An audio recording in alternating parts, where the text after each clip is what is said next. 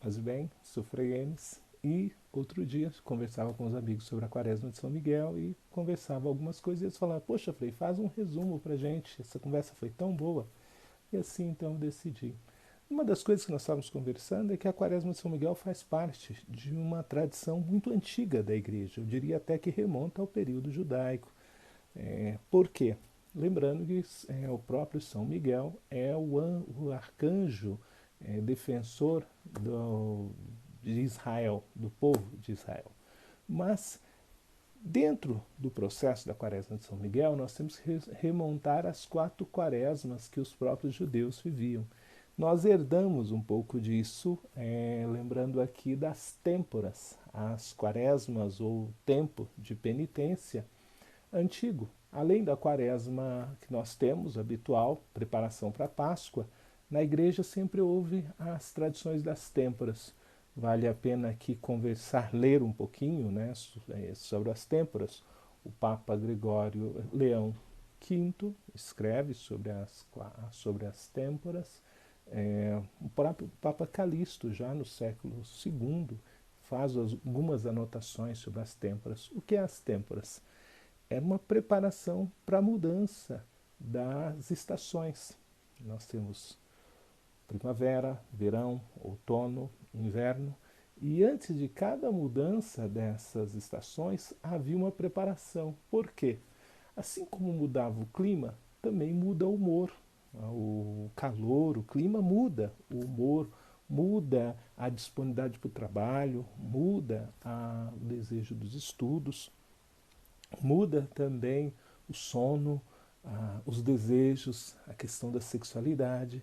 Então, ao longo da história da igreja, havia sim então essa preparação. Quando se aproximava do período de mudança das temporadas, das estações, então se fazia uma preparação. E aí era chamada as têmporas.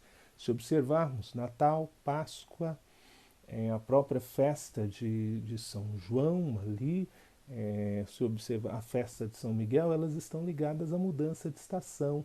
É, hemisfério, hemisfério norte, né, assim, sempre partindo do hemisfério norte, a festa de São Miguel acontece na mudança da estação do verão para o outono. Então eles se preparavam para essa mudança.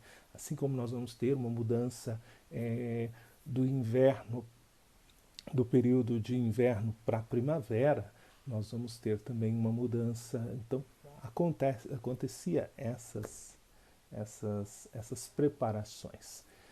São João Damasceno, Santa Hildegarda von Bingen, o próprio Evagrio Pontico, escreve Santa Teresa d'Ávila, vão escrever sobre essas mudanças, sobre o que se come, sobre a hora que dorme, sobre os exercícios. É interessante, Santa Hildegarda coloca uma seção de coisas dentro dos seus livros sobre as mudanças das têmporas, porque algum tem um humor, outro tem outro. A questão do sangue, até fala sobre os tipos sanguíneos, essa coisa que nós estamos acostumados hoje, todo mundo falar, sanguíneo, colérico, eles já apresentavam sobre isso. Então havia essas mudanças. E as têmporas, então, num caráter espiritual, se fazia. Aí eu acho que eu gosto muito da expressão ascese, o exercício. A própria palavra mosteiro, que é a tradução dela, é escola do coração. É onde se faz essa ascese, esse exercício do coração. E então a quaresma de São Miguel, ela vem referente a isso. Observarmos a festa de São Miguel acontece, como eu já disse, na mudança no hemisfério norte, verão para o outono. Aqui para nós é do inverno para primavera, então se faz essa mudança. E nessa mudança, então, nessa alteração, havia também a mudança de humor, então havia essa preparação. Aquilo que é cotidiano com um olhar espiritual. Então a quaresma de São Miguel, ela faz parte de um outro número de quaresmas, um outro número de preparações de têmporas, em virtude da vida espiritual, em virtude da vida do dia a dia. Mas por que nós atribuímos a quaresma de São Miguel a São Francisco, como se começasse com São Francisco? pelo fato das chagas, dos estigmas de São Francisco. Ele recebe um período em que está fazendo uma quaresma de São Miguel, está se preparando. As chagas de São Francisco é marcada, a gente celebra as chagas de São Francisco no dia 17 de setembro, 3 dias após a festa da Santa Cruz. Então São Francisco recebe as suas chagas de um serafim com 6 asas, que então ele imprime em si as chagas durante uma quaresma de São Miguel. Daí que fica famoso, fica conhecido a quaresma de São Miguel torna-se conhecida em virtude de São Francisco. Mas a quaresma de São Francisco, ela tem 3 pilares importantes que nós devemos observar, esses pilares da quaresma de São Francisco. O primeiro dele é a oração, uma devoção a Nossa Senhora e uma oração pelas almas. E no próprio texto da legenda maior de São Francisco, escrita por São Boaventura, ele vai relatar que São Francisco se prepara na quaresma em virtude das almas e por devoção a Maria Santíssima. A outra coisa que nós vamos ter na devoção de São Francisco, que ele tem, é uma renúncia. Então, o primeiro pilar, a oração, o segundo, a renúncia. Isso é um fator importante, a renúncia então ligada à penitência, ao exercício, à disciplina, ao jejum, e uma terceira, e principalmente por causa da pergunta que São Francisco faz durante a sua quaresma: quem és tu e quem sou eu? Essa é a oração que ele vai fazer perguntando quem é Deus e quem é ele. O próprio São Miguel vai dizer: quem mais como Deus? Quem como Deus? E São Francisco então reza: quem és tu e quem sou eu? Essa é a ejaculatória de São Francisco durante a sua quaresma, se revelando em si então essa renúncia, uma busca de um conhecimento de si mesmo.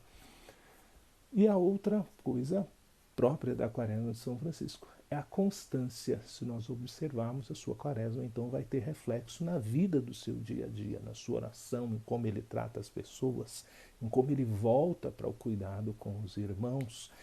Uma das coisas interessantes é que ele chama 2 irmãos, Rufino e Leão, para acompanhá-lo. E esses irmãos, então, estabelecem também com ele uma disciplina, um diálogo, a hora que levam a comida, a hora que o chama.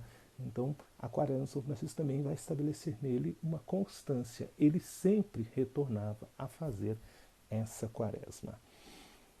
E uma outra ponto importante: como fazermos então uma quaresma de São Francisco? A primeira coisa, ou uma quaresma de São Miguel, na verdade. A primeira coisa é não entender a quaresma de São Miguel como uma novena grande, que a gente tem tantos dias, tantas orações e tem que cumprir e coloca uma graça a receber. Não. A quaresma de São Miguel, a gente não pode pensar deste modo. Primeira coisa, o primeiro propósito da quaresma de São Miguel, nós vamos então, a partir do olhar de São Francisco, com esses 3 pilares. A oração, é bom você escolher as orações, pode ser a ladainha de São Miguel, pode ser o exorcismo, pode ser a consagração de São Miguel, pode ser uma missa votiva que você participe de São Miguel. Não existe um cânon para quaresma de São Miguel. Então você pode fazer ali, olhar qual o melhor modo para poder fazer a sua quaresma de São Miguel.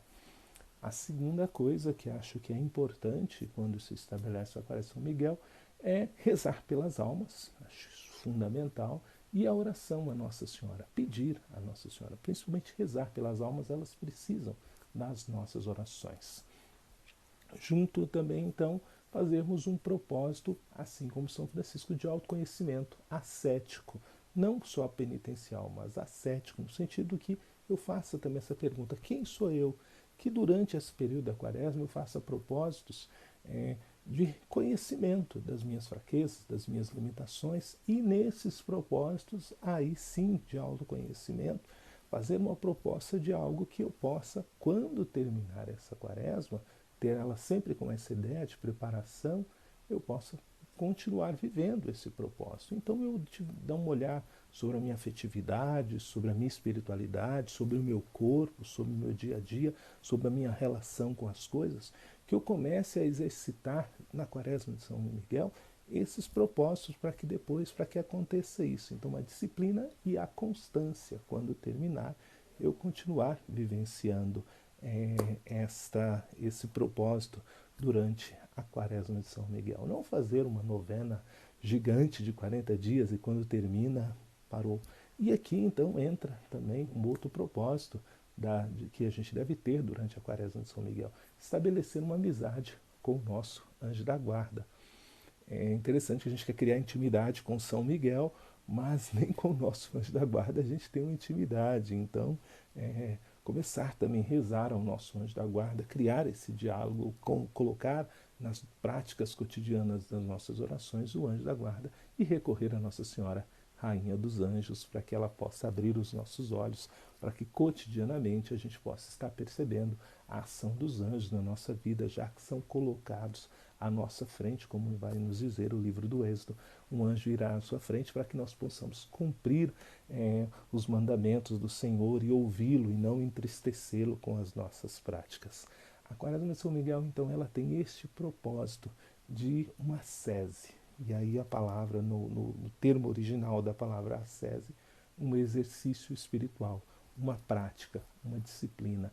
Não podemos ver apenas como um período de uma longa novena de 40 dias, mas é um propósito, assim como as têmporas, de ir nos preparando para a mudança a cada quaresma, um novo amadurecimento, um novo degrau que nós nos aproximamos de Nosso Senhor.